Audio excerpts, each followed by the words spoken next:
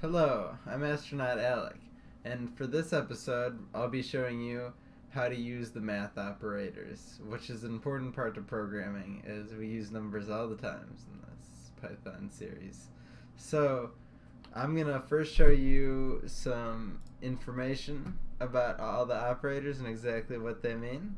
So, as you'll see, there is 6 operators in Python, the first being add. So we can add two things together and have them add up like you would in school. Then we have subtraction, which works the same way that it would in school. So plus, minus, subtraction, multiplication, and division all work in the normal ways that we think about. And then we'll have modulus, which will return what is left after the division, and I'll show you how that works. And then the exponential, which allows us to square root and cube root numbers. So I'll be showing you these now. So in here, we're going to write a print command like I showed you how to do last time. And this time, we're going to print out what the numbers mean. Sorry about that. So we're going to do 3 plus 2. So print 3 plus 2, and we'll get 5. So the plus works. Now we'll try 3 minus 2, and we get a 1. So that's what you'd expect.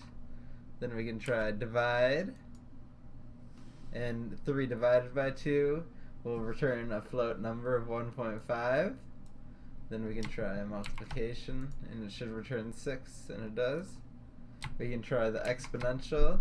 So 6 exponential to 2 shows 6 cubed should be 9, and we'll get 9.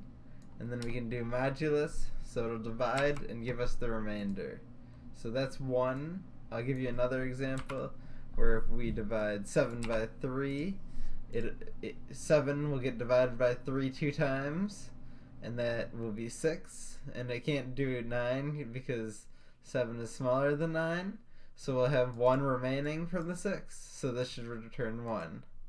And we'll see it returns 1. So that's how all the operators work in Python for arithmetic.